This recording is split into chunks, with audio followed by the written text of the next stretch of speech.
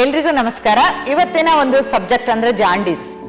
So ಎಷ್ಟೋ ಜನ ನೋಡಿರ್ಬೋದು, ಲಿವರ್ ಅಲ್ಲಿ ಪ್ರಾಬ್ಲಮ್ ಆಗ್ತಾನೆ ಇರುತ್ತೆ. ಹೆಪಟೈಟಿಸ್ ಬಿ ಅಂತೀರಿ, ಎ ಅಂತೀರಿ, ಮಕ್ಕಳಲ್ಲಿ ಬರ್ನ್ ಜಾಂಡೀಸ್ ಅಂತೀರಿ, ಕಣ್ಣು ಮತ್ತೆ ಸ್ಕಿನ್ನು ಎಲ್ಲೋ ಆಗ್ತಾ ಹೋಗುತ್ತೆ. ಲಿವರ್ ಫಂಕ್ಷನ್ ಇಲ್ಲಿ ಕಡಿಮೆ ಆಗುವಂಥದ್ದು. ಸೊ ಯಾವಾಗ ಲಿವರ್ ಫಂಕ್ಷನ್ ಕಡಿಮೆ ಆಗುತ್ತೆ, ಹೊಟ್ಟೆ ದಪ್ಪ ಆಗ್ತಾ ಹೋಗುತ್ತೆ. ಎಷ್ಟೋ ಜನರ ರಿಪೋರ್ಟಲ್ಲಿ ನೋಡಿರ್ಬೋದು ಫ್ಯಾಟಿ ಲಿವರ್ ಅಂತ. ಸೊ ಲಿವರ್ ಫಂಕ್ಷನ್ ಡಲ್ ಆದಾಗ ಅದು ಒಂದು ಸ್ವೆಲ್ಲಿಂಗ್ ಬರ್ತಾ ಹೋಗುತ್ತೆ. ಸೊ ಇದೆಲ್ಲಕ್ಕೂ ಕಾರಣ ನೀವು ತಗೊಳ್ತಾ ಇರೋ ಕೆಮಿಕಲ್ ಸೇವನೆ. ಸೊ ಅಥವಾ ವ್ಯಾಕ್ಸಿನ್ ಇರ್ಬೋದು, ಅಥವಾ ಬೇರೆ ಬೇರೆ ಮೆಡಿಸಿನ್ಸ್ ತಗೊಂಡಿರ್ಬೋದು, ಅಥವಾ ಕೆಲವೊಂದು ಈವನ್ ತರಕಾರಿ ಹಣ್ಣುಗಳಲ್ಲೂ ಕೂಡ ವಿಷ ಇರುತ್ತೆ. ಸೊ ಇದೆಲ್ಲ ಏನಾಗುತ್ತೆ, ನಮ್ಮ ಲಿವರ್ ಕೆಪಾಸಿಟಿನ ಡೌನ್ ಮಾಡುತ್ತೆ, ಡ್ಯಾಮೇಜ್ ಮಾಡ್ತಾ ಹೋಗುತ್ತೆ. ಆಗ ಬಿಲ್ರುಬಿನ್ ಅಂತ ಒಂದು ಕಲರಿಂಗ್ ಏಜೆಂಟ್ ಏನಿರುತ್ತೆ, ಸೊ ಅಲ್ಲಿ ವೇರಿಯೇಷನ್ ಆಗ್ತಾ ಹೋಗುವಂಥದ್ದು. ಸೊ ಅದಕ್ಕೆ ನೀವು ಮಾತ್ರೆಗಳು, ಆ್ಯಂಟಿಬಯೋಟಿಕ್ ಸುಮ್ಮನೆ ವೇಸ್ಟ್ ಹೊರತು ನಿಮ್ಮ ಒಂದು ಲಿವರ್ ಫಂಕ್ಷನ್ ಸರಿಯಾಗೋದಿಲ್ಲ.